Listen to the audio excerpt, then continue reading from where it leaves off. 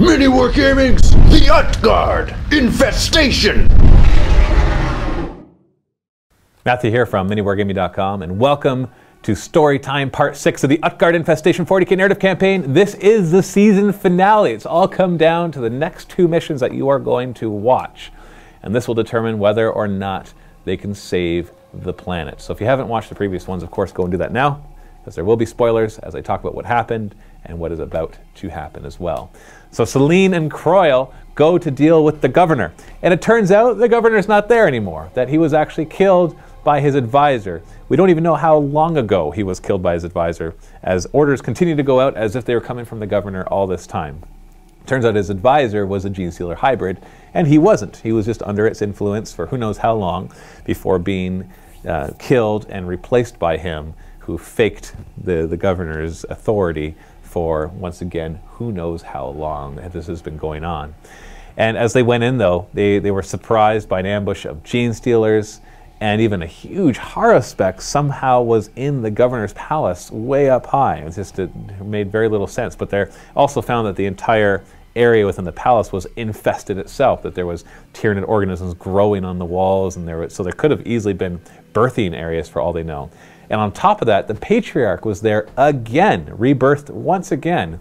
Now Croyle understood how that could happen. He was just surprised to see him there. Well, as I said, it cost them almost everything. Every single man and woman they brought along with them died in this fight as they went in and were just ambushed by everybody. But Croyle and Celine survived. However, Celine herself was even taken out after, of course, providing the mighty valors and chopping down many of the enemies with her relic blade. She was knocked unconscious by the gene stealer hybrid. But she awoke to Croyle helping her up and looks around, and there's just everything else is dead and pieces everywhere. And Croyle talks about how he was able to finish them off with his few remaining forces. And so they then go and return back to the rest of the sisters. One of the sisters of battle isn't very happy to hear this story, and her name is Helen. She's actually one of the sisters superior. So Helen has kind of been growing more and more suspicious of this Inquisitor throughout his presence there. And from her point of view, what is happening is this Inquisitor is requisitioning some of the sister forces, going off to do some sort of mission, and then usually comes back with hardly any of them alive, and says that the enemy killed them. Yet he remains alive, and in most cases, even untouched and not even hurt. But there's very few witnesses to talk about how he was able to have such miraculous intervention. And she knows he's a psyker, and she's already bothered by the fact that these sisters, that Celine was willing to work with a psyker. Not that Celine had much choice in the matter, because Sisters of Battle, of course, don't normally like psykers. But as he's worked with them, Celine has grown to have more and more confidence and trust in Inquisitor Croyle, because his work is obviously for the Emperor and working to fight the same enemies that the sisters have. But Helen is not so convinced, because it's just costing too many of the sisters, and she's getting tired of this, and she's seen too many of her sisters die in these battles that the Inquisitor keeps saying are important, even though they could have maybe could have been different. Like there was this ambush, and then why did they do it that way? And there was another ambush up in the governor's palace, and it just seems very suspicious, especially that Celine was knocked unconscious and Croyle was the only one still alive.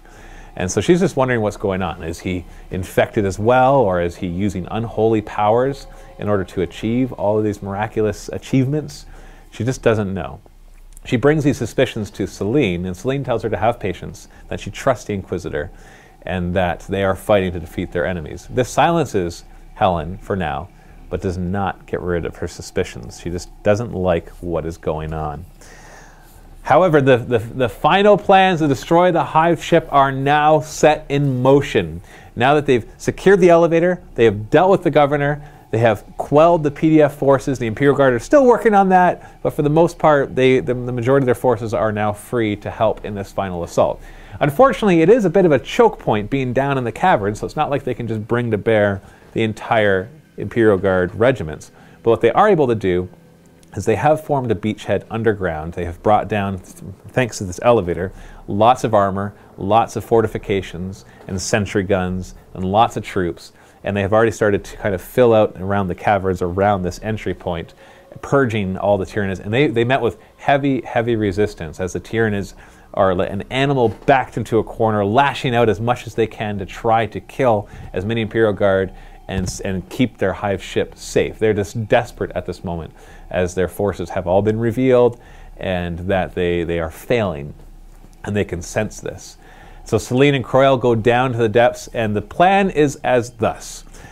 First off, they are going to lead an armored group with as many troops as they can fit through the caverns towards the belly of the hive ship. They're kind of in the hive ship at this point, but not quite at the important parts.